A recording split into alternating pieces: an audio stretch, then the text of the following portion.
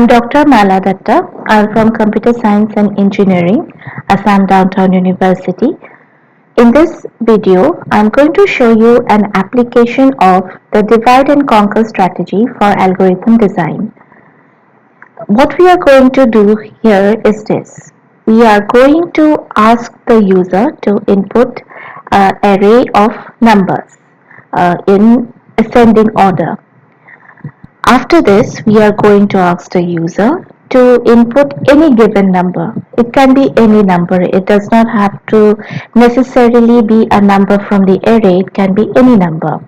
Once the user has given us any input number, the program will return a number from the array that is smaller than the input number. So the problem sounds simple enough. One way to approach it is by scanning the entire array from the start to the end and look for a number which is smaller than the input number. Simple. But in order to do this, we would have to obviously scan the entire array probably. And this is the brute force method, where we do not decrease the search space, but simply we look through the entire array and try to find a number that is smaller than the given input number. So is there a way where we can, minimize the search space? Is there a way where we can do this even more efficiently? Yes, there is. This is where the divide and conquer method helps a lot. So let us see how this is done. So let me go to the program which I have already written here. So let me explain this program, and you will see that by applying the divide and conquer method, this program becomes much easier. So at the start, what we do is we ask the user for the number of elements in the array, and we store it in a variable n. After that, we ask the user to input the array, and this is the part which does that, and we ask the user to input the array or input the numbers in the array in increasing order. Okay, now after that, in the last these two lines, we ask the user to input any given number. Okay, and we store it in the variable num, num. This is the number which is going to be input by the user. Okay, and what the program will do is try to find a number from the input array. Our input array is AR, as you can see here. So what the program will do is find a number in the array AR which is smaller than the value stored in num. So now we start the logic of the program. So we make use of two variables. You can see here L and R. L stands for the index of the start of the array, and R will be the index of the last element of the array.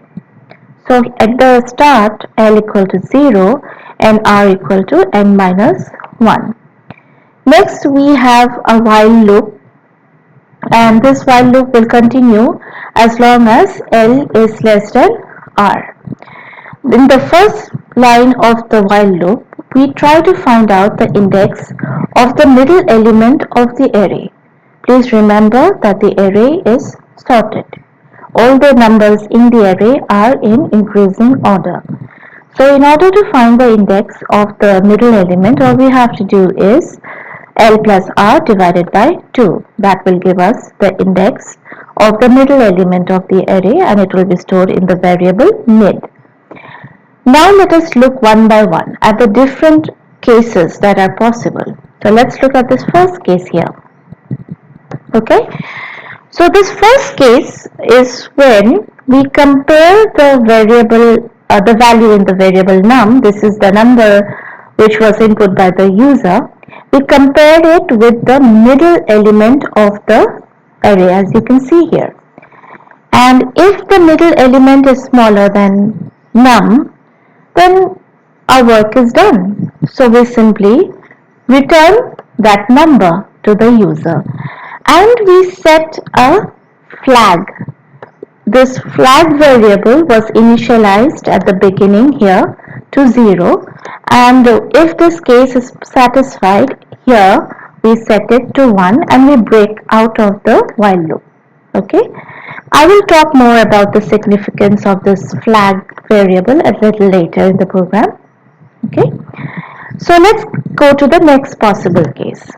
The next possible case is where when we compare the middle element to the num, to the value stored in num, that is the number that has been input by the user, and if suppose we find both of the number and the middle element of the array to be the same, then since the array is sorted, we can look at the element just to the left of the middle element and return it, provided of course there is an element to the left, and this is checked in this condition.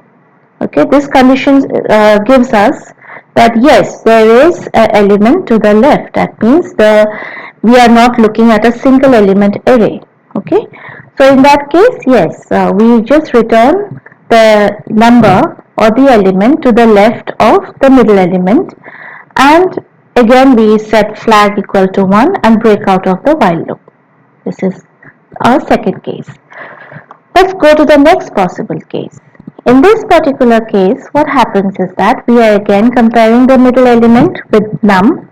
If they are same, as you can see here, if they are same, okay, but in this case what happens is that we are looking at a single element array. That means the input array has only one element. So in that case, even if the num is equal to the middle element, there is no element on the left because we are looking at a single element array. So in that case, what does it mean? It means that there is no number that is smaller than num in the given array, and so we print a corresponding message, and again we set flag equal to 1 and break out of the while loop. Okay, then let's look at the final possibility. The final possibility is obviously that the middle element is greater than num. In that case, okay, this is where the divide and conquer strategy really helps. In that case, please remember that our array is sorted.